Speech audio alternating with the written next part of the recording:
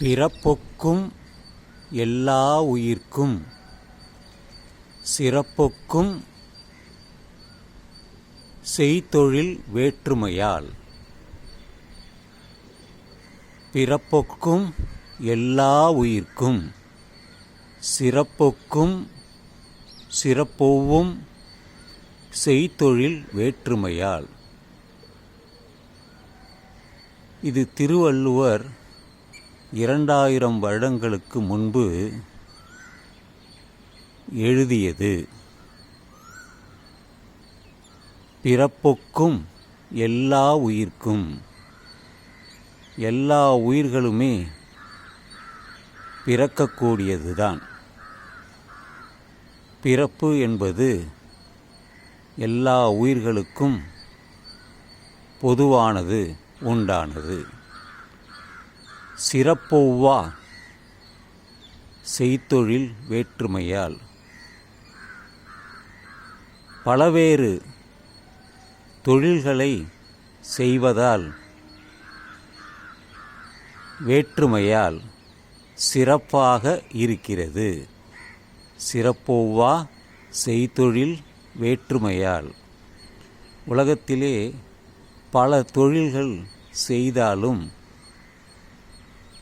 அந்த தொழிலின் சிறப்பு அந்த தொழிலுக்கே உரித்தானது என்பதுதான் கருத்து. ஆனால் உலகத்திலே வாழக்கூடிய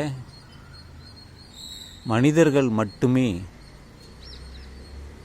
பிரித்தாளும் குணத்தை கொண்டவனாக இருக்கிறான்.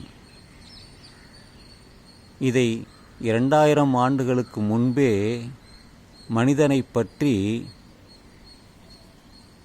திருவள்ளுவர் அறிந்து வைத்ததின் விளைவுதான் இந்த குறள்.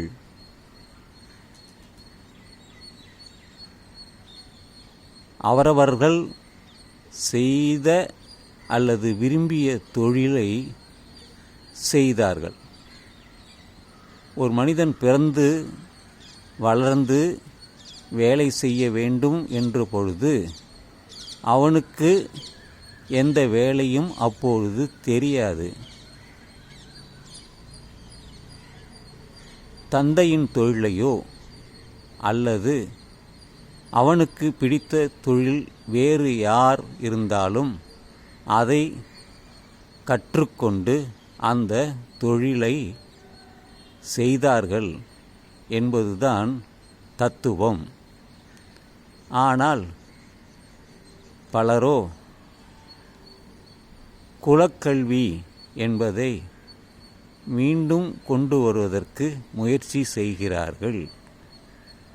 மத்திய அரசும் சில வகுப்பினரும் அவரவர் தொழிலை அவர்களே செய்ய வேண்டும், பாதி நாள் படிக்கலாம் பாதி நாள் செய்யலாம் என்பது.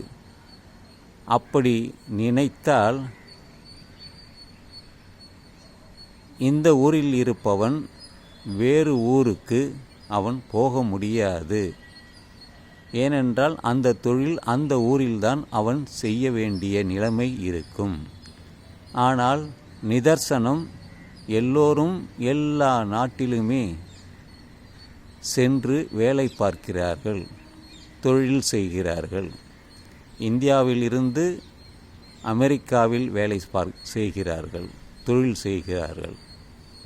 இங்கிலாந்தில் தொழில் செய்கிறார்கள், ஆஸ்திரேலியாவில் தொழில் செய்கிறார்கள், ஜெர்மனியில் தொழில் செய்கிறார்கள், ரஷ்யாவில் தொழில் செய்கிறார்கள். அதிலும் குறிப்பாக நம்முடைய தமிழர்கள் பல நாடுகளில் அவர் தொழிலை செய்து வருகிறார்கள். அங்கே சாதி இல்லை, குலம் இல்லை.